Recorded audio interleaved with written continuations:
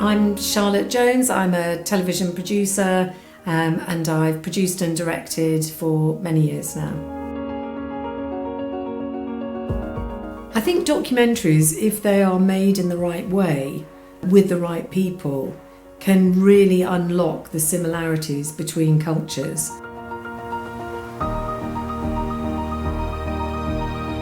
China's Greatest Treasures tells the story of modern-day China through some of its most extraordinary ancient artefacts.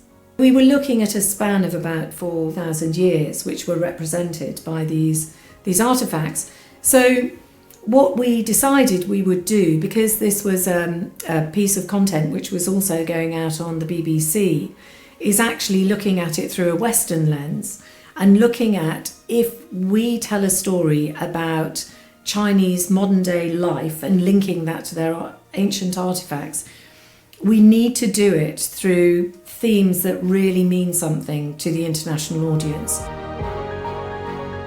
We were covering a lot of China, so we were going from Xi'an down to Changsha, up to Shanghai, up to Beijing. We really wanted to make sure that there was a vibrancy, there was an energy to the storytelling, to the pictures, to the visuals, everything that we did, so that there was a real momentum and a real energy to it, so that it didn't feel like an academic documentary about art history.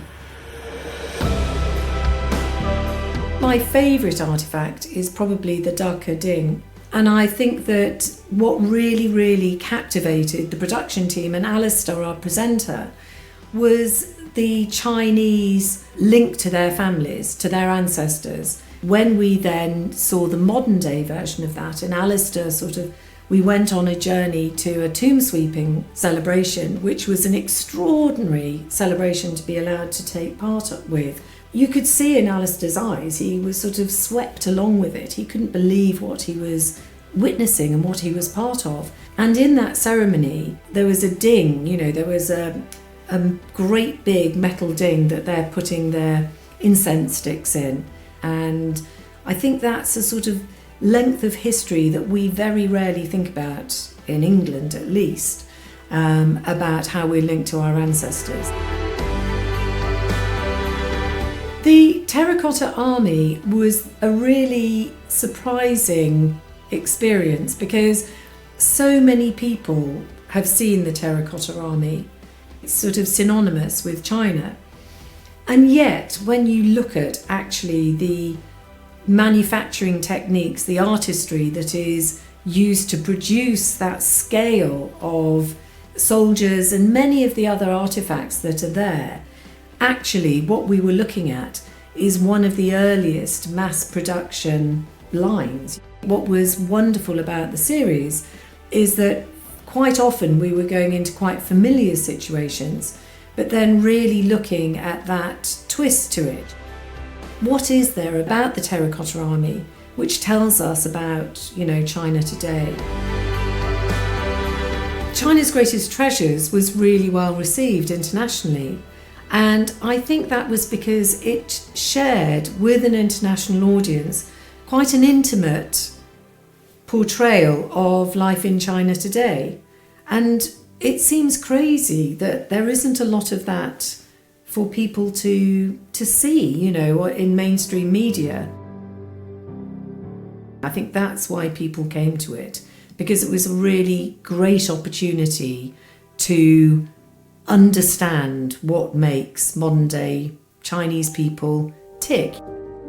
The point is that most of the day-to-day things that happen in their lives are happening to us, and there's a real empathy between the viewer then and the people that we filmed with in China. There is a big hunger for people to get back into China to tell their stories, and I would also like to get back into China. What we're now looking at is inviting influencers over to the UK to be part of what we do here and to comment on some of the stories that we tell. And those are the ones that I think that at the moment China want us to tell for them. I think the other thing is to translate a lot of the stories that we make in English into a local language, because again, a lot of the people that we work with internationally don't necessarily see the documentaries that we make about their cultures.